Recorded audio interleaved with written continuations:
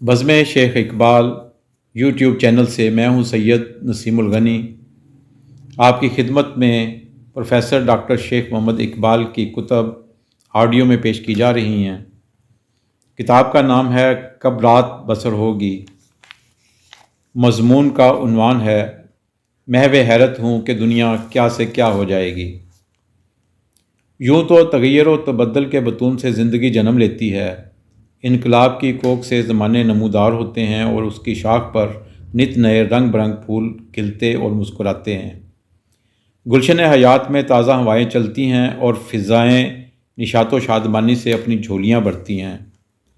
انسانیت نت نئے تجربات سے روشناس ہوتی ہے۔ شب تیرا صبح درخشاں کا روپ دھار لیتی ہے اور پھر زندگی جگمگا اٹھتی ہے اور ساز حیات سے جانے کتنے دل آویز اور دلکش نغمے بیدار ہوتے ہیں۔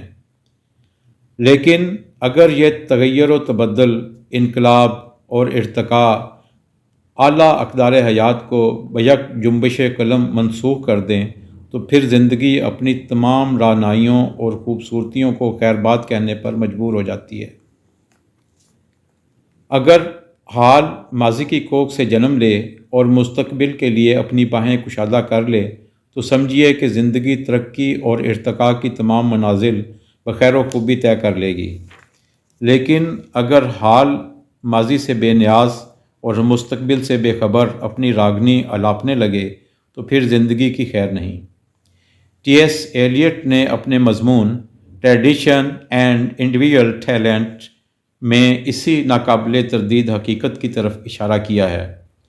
اس کے خیال میں زندگی کی نشو و نما کے لیے ماضی کے تجربے اور حال کی مساعی کا آپس میں گہرا تعلق ہے۔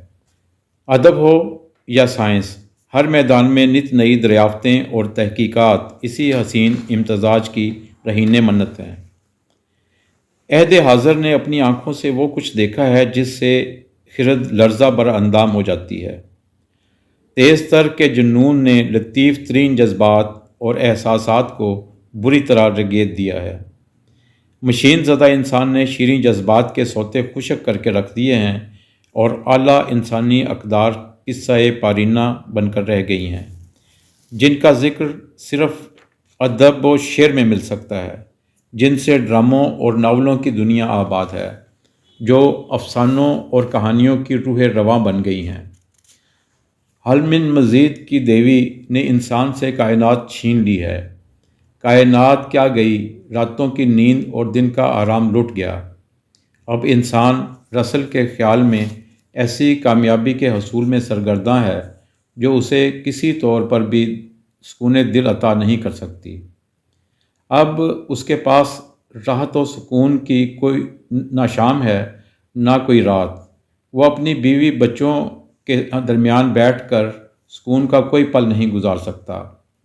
کسی ہمدم درینہ کی ملاقات اسے خوشی عطا نہیں کر سکتی۔ اس کے پاس وہ دن رات مفقود ہو چکے ہیں جو تصور جانا کے لیے وقف تھے۔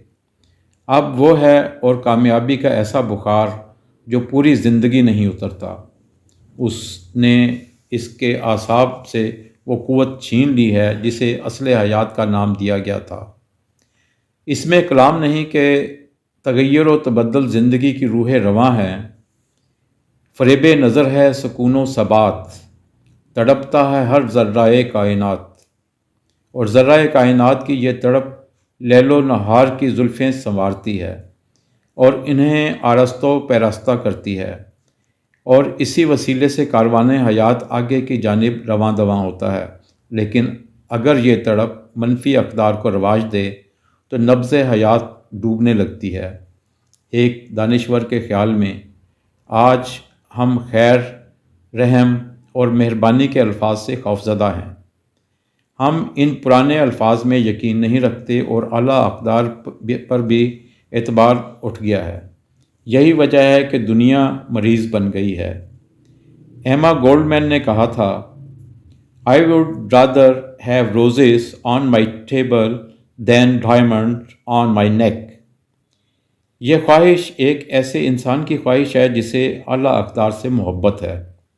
حقیقت یہ ہے کہ تبدیلیاں اصل حیات ہیں، لیکن جو تبدیلیاں آج ہماری زندگی کا تجربہ بن چکی ہیں وہ حوصلہ افزا نہیں، ہمیں جینے کا حوصلہ عطا نہیں کرتی، ہمیں اپنے ماضی اور مستقبل سے منقطع کر دیتی ہیں۔ اقدار میں تبدیلی کا عمل آہستہ آہستہ بھی ہوا ہے اور دفعتاً بھی۔ معاشرے میں کچھ اقدار تو ایسی ہوتی ہیں جنہیں آفاقی کہا جا سکتا ہے اور بعض کو تغیر پذیر۔ اگر ہم چند ایک سماجی اور اخلاقی تبدیلیوں کا ذکر کریں تو یہ امر دلچسپی سے خالی نہ ہوگا۔ ایک زمانہ تھا جب وقت کا تعین ہمہ گیر تھا، صبح صبح تھی اور شام شام، رات آرام کے لیے ہوتی تھی اور دن کام کے لیے، لیکن حالات نے کچھ ایسی کروٹ لی کہ یہ سب کچھ درہم برہم ہو کر رہ گیا۔ ہر شخص نے اپنا نظام الاوقات بنا لیا اور یوں بود و باش کی ہم آہنگی بری طرح متاثر ہوئی۔ کسے معلوم کہ کون کب سوتا ہے، کب بیدار ہوتا ہے، کب کس سے فون پر بات ہو سکتی ہے اور کب نہیں۔ ہم آہنگی بری طرح متاثر ہوئی ہے۔ واقعہ یہ ہے کہ کبھی ادبا اور شعراء اپنے ذہن و قلب کے اطمینان کے لیے خامہ فرسائی کرتے تھے، لیکن اب ان کا قلم بھی دنیاوی دولت سمیٹنے کے در پہ ہے۔ اب ان کے فن پارے چاندی کے ترازو میں تلنے کو بے قرار ہوتے ہیں۔ کبھی زندگی گزارنے کا عمل ایک معاشرتی حقیقت تھا، افراد و ملل باہمی اشتراک کو اصل حیات گردانتے تھے، لیکن اب مسابقت نے وہ گل کھلائے ہیں کہ انسانی ہمدردی اور انسانی محبت حصہ پارینہ ہو کر رہ گئی ہے۔ شب بھر میں امیر ہو جانے کی خواہش نے سب کچھ چھین لیا ہے۔ دولت سے جھولیاں بھرنے والے من کی دولت کھو بیٹھے ہیں۔ صرف ایک چکا چوند ہے جو سب کو اپنی طرف کھینچے لیے جاتی ہے۔ کبھی سنجیدگی اور متانت کو شخصیت کا سب سے بڑا وصف سمجھا جاتا تھا۔ ایک مہذب آدمی متانت کا پیکر ہوا کرتا تھا، لیکن اب کہے بکھیرنا اور غل گپاڑا کسی کی شخصیت کا طرۂ امتیاز بن گیا ہے۔ لوگ صاف گو اور سادہ طبیعت ہوا کرتے تھے۔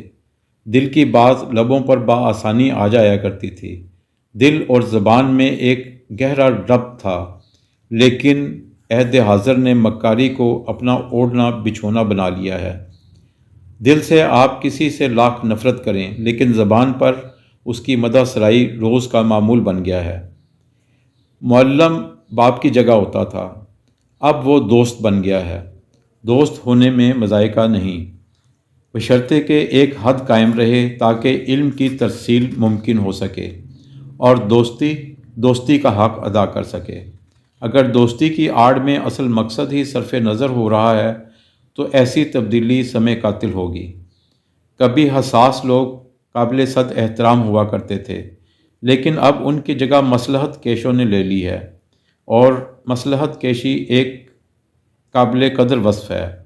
شرمیلی، لجاتی اور شرماتی ہوئی دوشیزاؤں کی جگہ ہنستی کھیلتی اور عشوہ گر حسیناؤں نے لے لی ہے۔ لوگ مقدار کے قائل ہیں، اس امر کے نہیں کہ اشیاء میں کتنی پائیداری ہے۔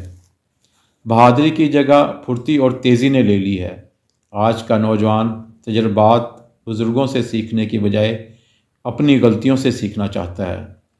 بظاہر اس خواہش میں کوئی مذائقہ نہیں، لیکن صدیوں کے تجربات کو نظر انداز کر دینا بھی کسی طرح عقل مندانہ فعل متاثر نہیں ہو سکتا۔ اسی طرح انسانی رویوں میں کچھ ایسی تبدیلی آئی ہے کہ اسلوب حیات ہی منقلب ہو کر رہ گیا ہے۔ سچ جھوٹ اور جھوٹ سچ نظر آنے لگا ہے۔